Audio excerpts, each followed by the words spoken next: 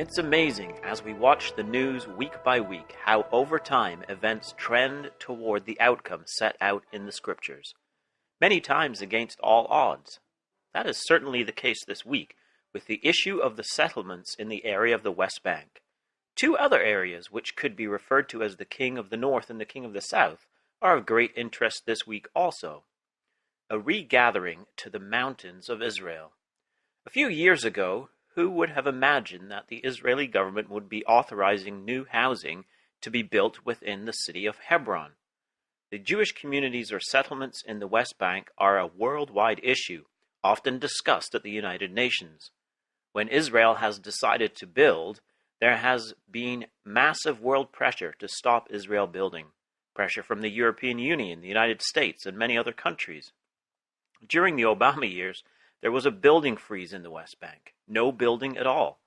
Everyone knows that if Israel keeps building Jewish communities in the West Bank, the idea of a Palestinian state there is unachievable. In fact, many think that this is already the case.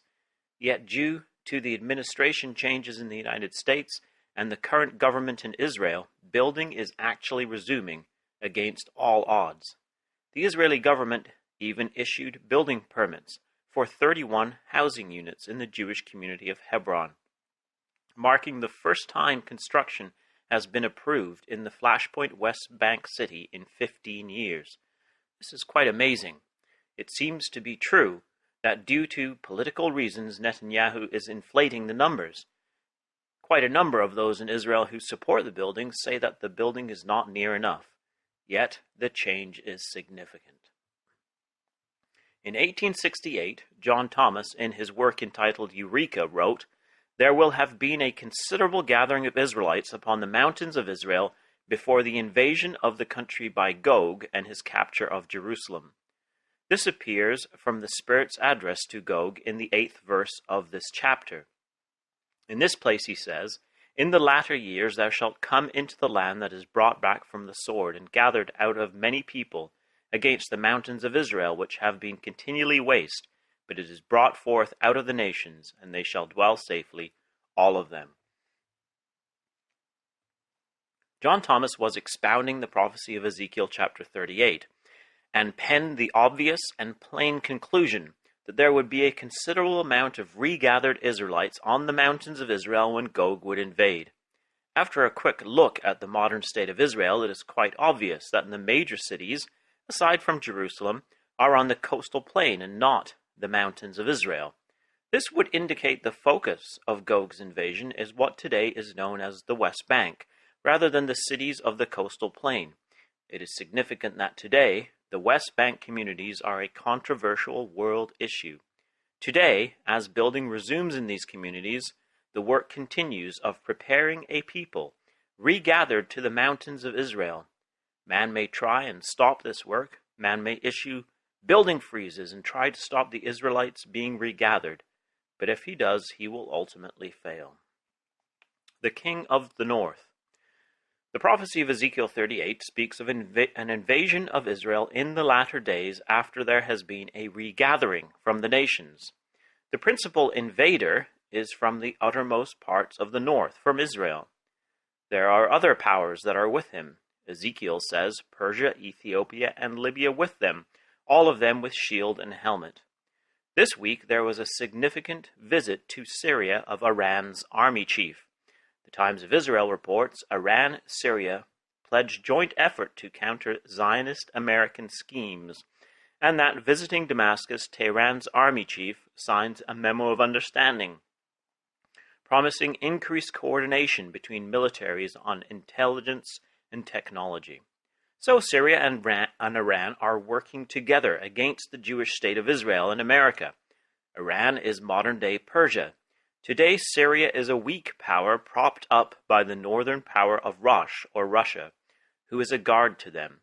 Ezekiel 38 verse 2 says, "Son of man, set thy face toward Gog, of the land of Magog, the prince of Rosh, Meshech, and Tubal, and prophesy against him."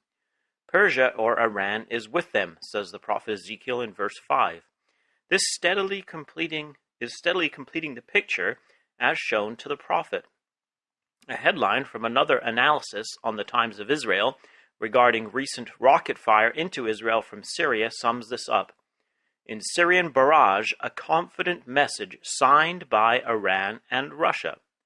The fire that hit Israel Saturday was likely no accident, especially as Assad is riding high with the help of his friends. There is a clear Russia, Iran, and Syrian alliance in the north, threatening Israel just as Ezekiel prophesied. The king of the south. Meanwhile, to the south, Secretary of State Tillerson is in the Middle East as the U.S. seeks a Saudi-Iraq axis against Iran. Tillerson is Trump's point man on an ambitious mission to win over Iraq and counter Tehran's growing influence in the region, reported by Times of Israel. This is the very spirit of the words of Ezekiel 38, where the prophet says, Sheba and Dedan and the merchants of Tarshish with all the young lions thereof shall say unto thee, Gog, art thou come to take a spoil? Saudi Arabia is around the area of ancient Sheba and Dedan. It is fascinating that the merchant power of the United States is teaming up with them to counter the influence of Iran. At the same time, because of Iran, Israel has improving ties with the Sunni Arab states.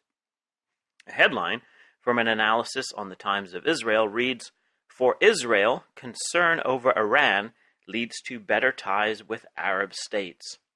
Here there is a developing southern alliance, including Saudi Arabia and the Gulf states, the United States and Britain, which is more friendly to Israel, exactly as Ezekiel prophesied.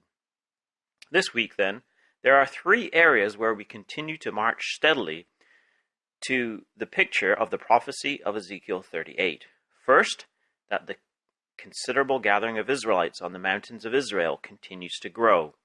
When Gog invades these communities, the Almighty's anger comes up in his face, and Gog is ruined on the mountains of Israel. Second, Syria and Iran, backed by Russia, are working together to counter U.S. influence in the region. And thirdly, Saudi Arabia continues to work with the United States to counter Iran, which is pushing them to friendly ties with Israel.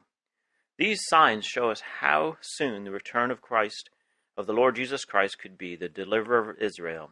Join us again next week, God willing, for more Bible in the News.